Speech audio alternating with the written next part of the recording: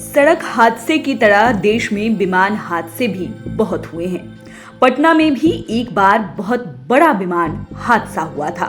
सड़क हादसे की तरह विमान हादसे में हमारे देश के कई दिग्गज नेताओं को हमसे छीन लिया है। इनमें 2 मुख्यमंत्री और एक केंद्रीय मंत्री भी शामिल रहे हैं, यानी दुर्घटना के समय वे अपने पद पर बने हुए थे। ऐसे में आज हम आपको 5 PM की 5 का तड़का में देश के उन 5 दिग्गज नेताओं के बारे में बताएंगे जिन्होंने विमान हादसों में अपनी जान गंवा दी। विमान हादसों में जान गंवाने वालों की लिस्ट में 5वें नंबर पर बात करते हैं ओपी जिंदल की। जिंदल हरियाणा के चंडीगढ़ से दिल्ली लौट रहे थे, तभी उनका विमान क्रैश कर गया। इसके बाद तो वहां पर कोहराम मच गया। दरअसल ओपी जिंदल हरियाणा के सियासी गलियारे में ही नहीं, देश के उद्योग जगत में भी बड़ा नाम था। वे देश के अग्रणी उद्योगपतियों में शामिल थे। उनके साथ यह हादसा 31 मार्च 2005 में हुआ था। उस समय जिंदल हरियाणा के ऊर्जा मंत्री के पद पर थे और उसी साल फोर्ब्स पत्रिका ने जिंदल को विश्व का 548वां सबसे धनी व्यक्ति बताया था। उस हादसे में हरियाणा के पूर्व मुख्यमंत्री बंशी लाल के पुत्र सुरिंदर सिंह और पायलट की भी मौत हो गई थी। बता दें कि हिसार के रहने वाले ओपी जिंदल 22 साल की उम्र में ही ओम प्रकाश जिंदल ने बिजनेस करना शुरू कर दिया था। सबसे पहले उन्होंने अपने गृह जिले हिसार में बाल्टी बनाने की कंपनी खोली थी। इसके बाद 1964 में उन्होंने हिसार में ही एक पाइप यूनिट भी शुरू की थी। 2 यूनिट खोलने के बाद जिंदल ने अपनी कंपनी को जिंदल इंडिया लिमिटेड के नाम से रजिस्टर्ड करवाया था। इन कंपनियों की सफलता के बाद जिंदल ने दूसरे राज्यों में भी कारोबार शुरू किया और फिर देश में छा गए थे। 1991 के विधानसभा चुनाव में ओपी जिंदल ने कांग्रेस के टिकट पर पहला चुनाव लड़ा था और जीत हासिल की थी। इसके बाद तो उन्होंने पीछे मुड़कर देखा ही नहीं। दोरजी खांडू इस लिस्ट में 4थे नंबर पर है। अप्रैल 2011 का वाकया है। उस समय खांडू अरुणाचल प्रदेश के मुख्यमंत्री के पद पर काबिज थे। वे 4 सीटों वाले एक इंजन के पवन हंस हेलीकॉप्टर में सवार होकर जा रहे थे। उनका हेलीकॉप्टर तवांग से उड़ान भरने के 20 मिनट बाद ही लापता हो गया था। 4 दिनों तक उनका हेलीकॉप्टर लापता रहा। 5वें दिन खोजी दल को दुर्घटनाग्रस्त हेलीकॉप्टर का मलबा मिला और उनमें सवार 5 लोगों के शव भी मिल गए। इनमें से एक दोरजी खांडू के भी शव था। बता दें कि राजनीति के क्षेत्र में एक के बाद एक नया मुकाम बनाते हुए वे अरुणाचल प्रदेश के मुख्यमंत्री पद पर पहुंचे थे। उनका जन्म 3 मार्च 1955 को ज्ञान गखार गांव में हुआ था। ये भारतीय सेना में खुफिया अधिकारी भी रहे थे।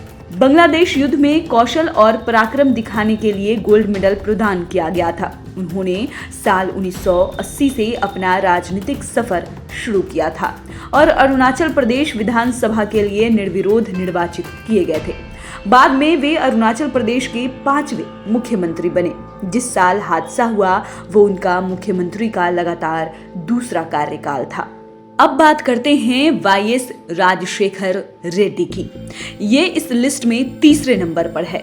ये भी काल की चपेट में गए थे। खास बात ये कि जिस समय इनका विमान हादसा हुआ उस समय भी ये आंध्र प्रदेश के मुख्यमंत्री की कुर्सी पर काबिज थे।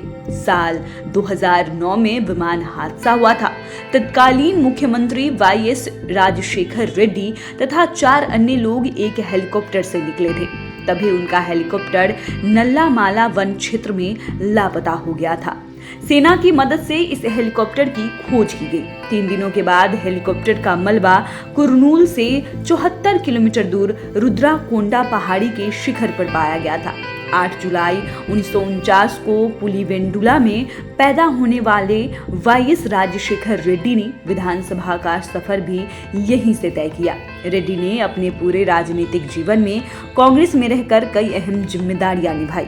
1980 से 1983 के बीच मंत्री रहते हुए ग्रामीण विकास और चिकित्सा, स्वास्थ्य एवं शिक्षा के क्षेत्र में कई उल्लेखनीय कार्य उनके नाम रहे। वे कड़पा लोकसभा क्षेत्र के 4 बार MP बने। इतने ही बार वे विधायक भी बने थे। रेड्डी उन गिने चुने राजनेताओं में थे जिन्होंने अपनी सियासी पारी में कोई चुनाव नहीं हारा, लेकिन 3 सितंबर 2009 को विमान हादसे ने उन्हें छीन लिया।